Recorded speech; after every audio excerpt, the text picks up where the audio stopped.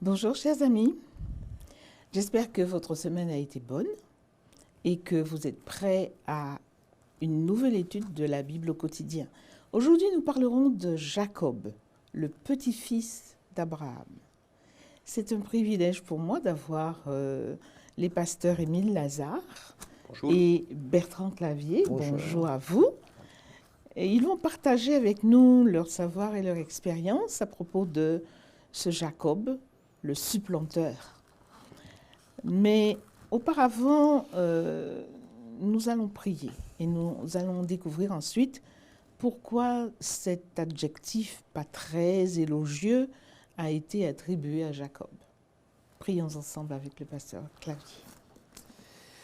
Nous sommes heureux, mon Père, d'ouvrir ta parole, de pouvoir partager ce que cette parole nous enseigne, alors que tu puisses disposer notre cœur, notre esprit, par ton esprit, pour bien la comprendre au nom de Jésus. Amen. Amen. Alors dans le chapitre 27 de la Genèse, et au verset 36, je lis « Ésaü dit », Ésaü c'était donc le frère de Jacob, Ésaü dit « Est-ce parce qu'on l'a appelé du nom de Jacob qu'il m'a supplanté 2 fois ? Il a enlevé mon droit d'aînesse, et voici maintenant qu'il vient d'enlever ma bénédiction. » Et il dit, « N'as-tu point réservé de bénédiction pour moi ?» Voilà. Alors, pour commencer cette étude, rappelons que Isaac, le fils d'Abraham, a eu 2 jumeaux, Ésaü et Jacob, mais Ésaü est l'aîné. Et c'est à lui donc que revient le droit d'aînesse. Alors, pouvez-vous nous expliquer ce que c'est que ce droit d'aînesse et quels sont ses avantages, ses implications ? Bon, dans les familles traditionnelles de l'Orient, c'est lui qui avait le droit d'aînesse, avait 2 grands avantages. À la mort de son père, il avait le droit à une double portion du patrimoine matériel, ce qui était assez important. Et le deuxième avantage, c'était l'avantage spirituel, c'était le continuateur de la tradition spirituelle de la famille. Normalement, la famille d'Isaac, comme beaucoup d'autres grandes familles qui étaient en Orient, avait un dieu tutélaire. Et la famille était liée par une sorte d'alliance avec ce dieu. Et nous voyons qu'avec Abraham, dans cette famille, il y avait une alliance avec Yahvé, ce Dieu qui s'est montré à Abraham. Et normalement, dans la famille d'Isaac, après la mort d'Isaac, c'est lui qui était le continuateur de cette tradition spirituelle, de cette alliance avec ce Dieu. C'était son fils aîné, qui héritait en plus encore une double portion du patrimoine de la famille. Donc Ésaü. Ésaü. Bon, je crois que Jacob, on nous dit que c'était une personne très, très douce, très posée, qui réfléchissait beaucoup. Apparemment, Jacob n'était pas quelqu'un qui voulait avoir ce patrimoine matériel comme héritage de son père, mais plutôt, ce que Jacob désirait le plus, c'était d'être le continuateur de cette alliance. Avec une grande promesse qui était dans cette alliance, c'est lui qui était le continuateur de l'alliance, avec cette promesse qu'un jour, toutes les nations de la terre seront bénies dans sa postérité. C'était une promesse messianique. Ça veut dire que de la postérité de Jacob, il y aura un jour un libérateur pour la terre entière. Et Jacob, il désirait, il voulait peut-être que cette bénédiction soit sa propre bénédiction. Par lui. Parce que le droit d'aînesse, c'était aussi recevoir la bénédiction paternelle, quoi. Hein, Ouais.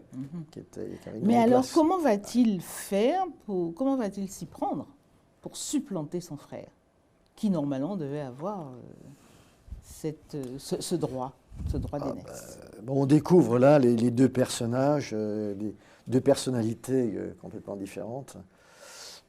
Ésaü, grand chasseur devant l'Éternel, c'est l'homme extérieur, il vit dans la nature. Voilà, c'est un grand chasseur, un extraverti, il aime bien vivre, c'est un bon vivant. Et comme tu le disais, effectivement, Abraham, on le voit plutôt à l'intérieur, casanier, quoi.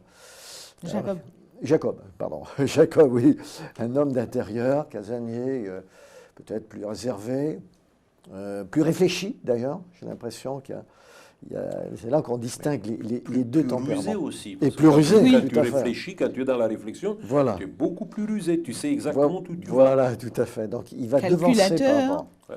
Calculateur, en plus. Voilà, calculateur, rusé. Et tout à fait. N'oublions pas son nom, Jacob, c'est lui qui tient le talon.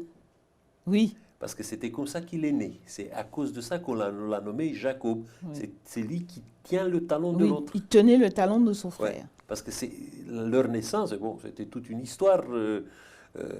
Rebecca, elle a eu une grossesse assez difficile parce que les deux jumeaux étaient en train de se battre tout le temps. Et quand ils sont nés, voilà, il y avait cette particularité de voir le deuxième enfant qui sort, mais qui sort immédiatement après le premier, comme s'il y avait une concurrence déjà entre les deux, qui va sortir le premier. Oui, s'il lui tient le talon, c'est qu'il veut le retenir. Cette rivalité entre les deux frères, ça a continué après. Et ça a été, je crois que ça a été amplifié par les préférences en certains moments que les parents ont tout. Oui. Alors, c'est vrai que c'était une famille déjà compliquée. On va voir que Jacob va mentir. Hein, il va mentir pour obtenir quelque chose. Hein. Il va se faire passer pour son frère. Et aider de sa mère. Aider de sa mère. Ah ouais. Alors, justement... L'auteur moral, c'était la mère. Justement, on dit dans Genèse 25, verset 28, il est dit « Isaac aimait Ésaü et Rebecca aimait Jacob ». Alors, quel message est-il utile d'adresser aux parents qui ont tendance justement à faire des préférences marquées entre leurs enfants? Oui, c'est le risque. Ça peut être le risque, quand vous avez plusieurs enfants, d'avoir peut-être une préférence pour l'un ou l'autre, peut-être une question d'affinité. Oui, mais marquée. Comment? Comme là. Ah bah oui, parce que finalement, les deux, on voit qu'ils ont chacun le leur, quoi. Voilà. Sûr, quoi. Et qui correspond à leur... peut-être la disposition parentale, quoi, du père ou de la mère. Le père plus vers Ésaü, et puis la mère plus vers Jacob. Bah, nous, que retenir de cela, quoi, finalement? C'est vrai que chaque enfant, dans une famille, demande une attention particulière, j'allais dire. C'est-à-dire une attention personnalisée, qui correspond à ses besoins, et on découvre dans une famille eh bien, que les besoins sont différents, même dans des jumeaux. J'ai des petits-enfants qui sont des jumeaux, on voit ces deux personnalités différentes, et ils réclament chacun une attention particulière.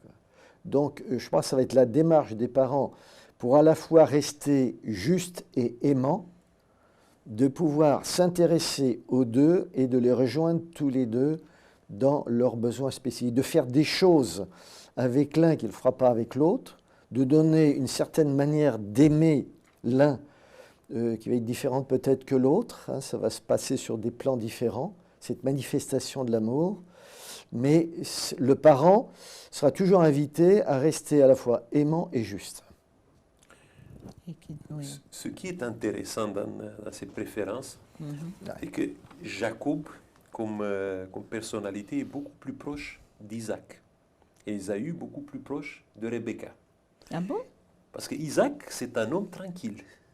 C'est pas un aventureux. C'est pas quelqu'un qu'on le voit comme ça, comme une personne qui prend des risques. Non, il n'est pas allé pour chercher Rebecca, par exemple. Il a envoyé un messager pour chercher sa femme. Et quand sa femme Rebecca on lui a appris par le serviteur d'Abraham on lui a posé la question si elle veut partir avec ce serviteur. Et elle a dit tout de suite, oui, je vais partir. Bon, imaginez-vous, elle ne connaissait pas ni son mari. Elle a quand même une sorte de... Elle est portée vers l'aventure. Elle est portée vers l'inconnu. C'est plutôt quelque chose qui l'a fait comme personnalité à s'approcher d'Ésaü plutôt que de Jacob. Mais il y a toujours ça. On aime plutôt l'extrême. C'est lui qui est à l'opposé, plutôt que c'est lui qui nous rassemble. Et Isaac, il s'identifiait un petit peu avec ces histoires. Peut-être Ésaü, quand il venait de toutes ses aventures de la chasse, il racontait à son père beaucoup de choses que son père n'a jamais vécues. Et Rebecca, on voit qu'elle aime, elle est très, très attachée de cet enfant, l'autre, qui ressemble de plus en plus avec son père, avec Isaac. L'homme tranquille, l'homme qui est posé, l'homme qui ne sort jamais d'un cadre précis, qui donne beaucoup de stabilité à la relation, au couple, toutes ces choses-là. Qu'est-ce qu'on peut dire? Mais justement, excusez-moi, mais cette famille, on voit qu'elle est compliquée. Elle est quand même compliquée. Il y a des mensonges, des tromperies, etc. Est-ce que vous pensez que mentir pour obtenir quelque chose de bien, même si c'était le droit donné, des bénédictions, est-ce que c'est bien? À mon avis, non. Mais comment pouvons-nous éviter ce piège? C'est-à-dire vouloir quelque chose de bien, mais mentir pour l'avoir.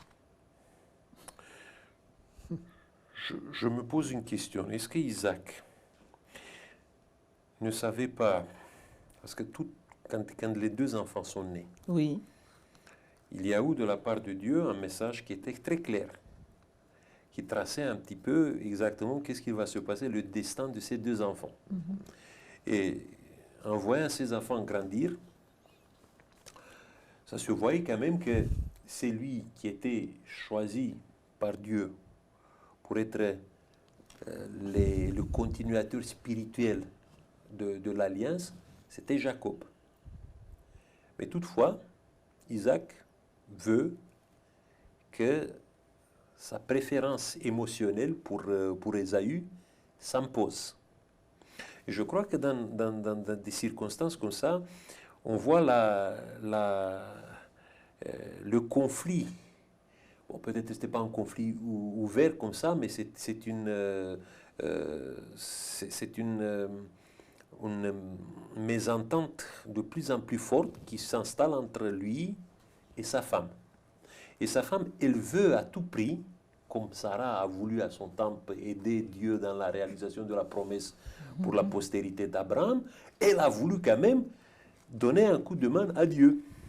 Effectivement. Donc je crois que si les deux s'accordaient par rapport, étaient tous les deux d'accord avec ce que Dieu les a dit, ce que Dieu les a transmis, il n'y avait pas ce danger, voilà, d'avoir tous ces conflits, tous ces mensonges, toutes ces choses dans le cadre de la famille. Parfois, vous savez, les mensonges, les disputes dans la famille, ça vient de notre entêtement de suivre notre propre voie, de ne s'accorder pas autour d'une volonté plus grande que notre propre volonté. Dans une famille, pour éviter ça, ce piège, il faut que les deux ont la même référence. Et là où il y a des contradictions, il faut chercher cette référence qui est Dieu. Parce que quand même, il y a eu des conséquences vraiment dramatiques. Je lis au verset 41 de Genèse 27, Genèse 27, 41. Ésaü conçut de la haine contre Jacob à cause de la bénédiction dont son père l'avait béni. Et Ésaü disait en son cœur, les jours du deuil de mon père vont approcher et je tuerai Jacob, mon frère. Voilà. C'est ce qu'il avait l'intention de faire pour se venger, bien sûr. Et oui, alors Jacob est obligé de fuir. ce frère. Pour sauver sa peau, pour sauver sa vie, quoi. Bah oui, pour sauver sa vie. Sa mère aussi va l'y aider. Et dans sa fuite, il est question d'une échelle. Et là, on va se rendre compte que Jacob va rencontrer Dieu. Alors, j'aimerais qu'on s'attarde un petit peu sur cette échelle. Est-ce qu'il y a une signification ou un symbole de cette échelle? Et une échelle qui va de la terre jusqu'au ciel. Et puis, voilà. Et Dieu qui renouvelle, enfin, qui lui donne une promesse. Bah, la particularité d'abord d'une échelle, on va rester simple, c'est pour relier deux niveaux, quoi, hein, qui conduit de bas en haut et de haut en bas, quoi, qui permet de faire cette navette-là. Et alors, l'échelle dont nous parle ici l'histoire a cette particularité, c'est que dans son extrémité haute, d'être relié à Dieu. Je crois que là, il y a déjà un sens qui est donné.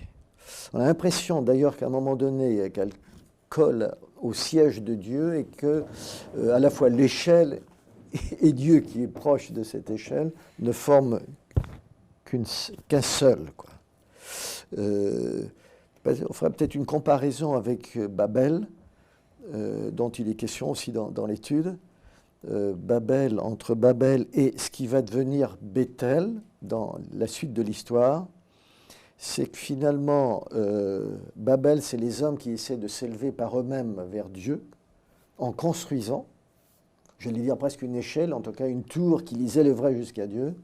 Et là, la particularité de cette échelle, ici, c'est que finalement, elle vient de l'initiative de Dieu, quoi. C'est Dieu qui a fait, j'allais dire, dérouler cette échelle sur la terre, quoi. Donc, on voit que là, Dieu va encore communiquer quelque chose à Jacob et dont il aura besoin, quoi, dans sa fuite, de recevoir un encouragement de Dieu. Et il le sait, c'est-à-dire il est conscient que Dieu est avec lui, malgré toutes ses faiblesses, tout ce qui s'est manifesté dans sa vie jusqu'à présent. Il a toujours cette certitude d'avoir Dieu avec lui dans la suite de l'histoire, on le voit. Et là, Dieu va se manifester à lui en montrant que finalement, il ne va pas l'abandonner, il va le suivre tout le temps, malgré ce qu'il est, malgré ce qu'il a fait, pour un devenir meilleur, quoi. Cette échelle, peut-être, c'était aussi un message. Ouais. Bon, jusqu'alors, c'est Jacob qui voulait aider Dieu pour la réalisation de cette prophétie que Dieu a fait à la naissance.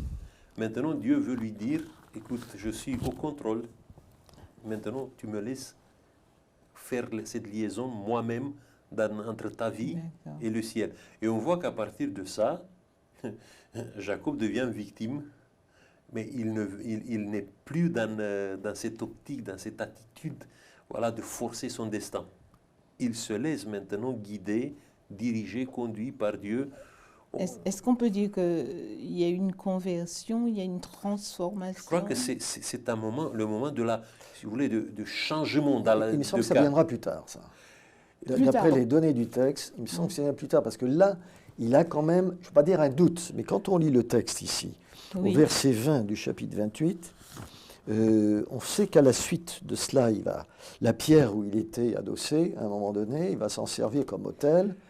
Le lendemain, comme un monument, ce qui va donner le nom de Béthel, c'est-à-dire la maison de Dieu, parce qu'il voit que Dieu lui est apparu, donc il a pris conscience. C'est un être, j'allais dire, c'est un être religieux, Jacob, tu vois. Et tout de suite, il passe à l'action pour honorer Dieu de cette révélation. Mais il dit ceci dans cette prière, il fait un vœu, comme une prière, en disant, si Dieu est avec moi et me garde pendant ce voyage, verset 20, et que je fais, qu'il me donne du pain à manger, des habits pour me vêtir, et si je retourne en paix à la maison de mon Père, alors l'Éternel sera mon Dieu.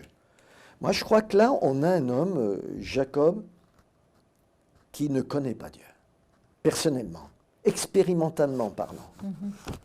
Et ça, on s'en aperçoit par la suite. Il faudra arriver à un moment donné où il se retrouve seul devant un inconnu, il va se battre pour solliciter une bénédiction qu'il a volée, pour acquérir une bénédiction donnée par Dieu. Mais ça viendra plus tard. Mais vous voyez ici, c'est le début de la il sera mon Dieu. Il est conscient que c'est le Dieu de son père, de son grand-père. Il y a de l'héritage. Mais c'est pas encore le sien. Dans une famille, les enfants peuvent suivre, aller à l'église, enfin, etc. Mais c'est peut-être pas encore leur Dieu. C'est-à-dire, ils suivent, ils écoutent, ils enseignent, ils reçoivent, etc. Ça ne deviendra le Dieu de ton fils ou de ta fille qu'à partir du moment où ils vont faire la propre expérience avec ce Dieu qui viendra un Dieu personnel. Et il a besoin, je pense que Jacob, et ça va être dans son cheminement spirituel, de vivre une transformation aussi, et de conversion, c'est sûr, mais je la vois plus tard, moi, cette conversion de Jacob. C'est peut-être l'amorce, hein, remarquez. Oui, c'est un début. C'est l'amorce, parce qu'il y a quand même un élément de l'alliance qui est présent ici, la dîme. Tu donnes la geste dîme, religieux. Oui, non, mais tu donnes la dîme à quelqu'un qui te reconnaît comme ton maître. Vous savez, ça c'est quelque chose que lui, à partir de ce moment-là, il fait ce vœu. Oui. Peut-être il n'est pas totalement, il ne connaît pas ce Dieu comme Abraham ou Isaac, son père l'a connu. Ah, mais le grand-père il donnait veut, déjà, il veut que cette alliance, dîme. qu'il peut s'approprier cette alliance. Ah ouais. On verra plus tard que cette alliance va lui être confirmée lors de ce combat épique pendant la nuit. En tout cas, c'est une prise de conscience déjà. Oui, mais déjà, c'est une volonté qu'il exprime, voilà, de suivre les pas de ses parents. On ne sait pas s'il va suivre, mais c'est la volonté au moins. D'accord. Oui, c'est ça. Il s'inscrit, donc il refait, c'est son grand-père, enfin, c'est Abraham qui a donné la dîme à Melchisédek. Donc quelque part, il y a de l'héritage. On voit qu'il y a de l'enseignement, il y a des choses qui ont été transmises dans l'héritage spirituel de la famille, quoi. D'accord. Alors Jacob arrive chez son parent, chez son oncle, Laban. Il va tomber amoureux de Rachel, mais c'est un petit peu, comment dire, c'est un petit peu bizarre cette histoire parce que il va être trompé à son tour. Il va être trompé à son tour par Laban qui va abuser de sa confiance. Que va-t-il se passer? Laban va lui promettre Rachel qu'il aime et finalement il va lui donner sa sœur, Léa. Donc Jacob le trompeur est trompé à son tour. Et je suppose qu'il a dû prendre justement conscience du mauvais tour qu'il avait fait à son frère. Pour ce qui n'était pas élégant du tout. Trompé, mais imaginez-vous, il doit gagner son épouse, et qu'il aimait, parce qu'il n'y avait pas l'intention d'avoir deux épouses, ça c'est clair. C'est oui. clair. Mais il doit, pour avoir son épouse aimée, Rachel, il doit travailler 14 ans. En plus des 7 ans déjà qu'il avait bossé. Donc 14 ans, il ne reçoit rien à l'échange.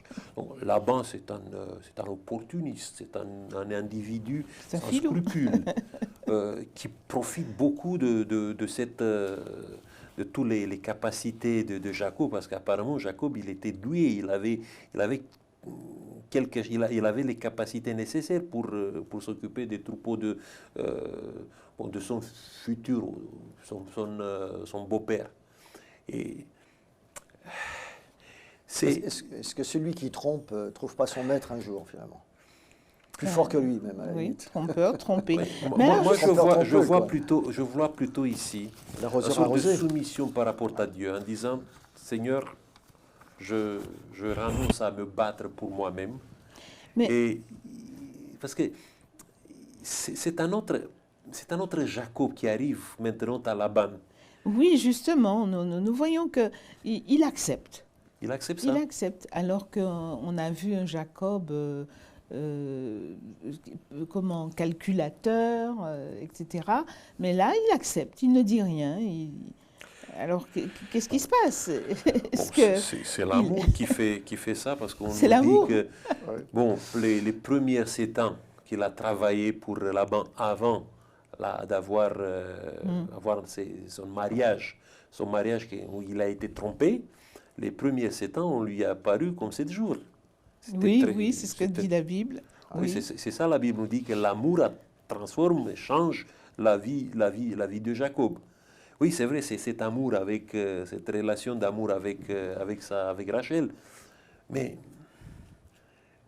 Alors, ramenons ça à nous. Quand nous avons de l'injustice autour de nous, quand nous voyons le coupable s'en sortir, ou quand nous voyons des innocents souffrir, comment apprendre, malgré tout ça, à faire confiance à Dieu?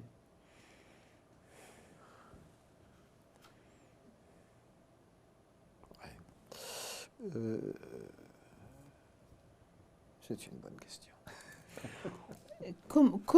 Comment, malgré toutes ces mauvaises choses que nous voyons autour de nous, comment garder savez, quand moi- même moi, la quand je suis au confiance? bout, voilà, je n'ai plus de réponses.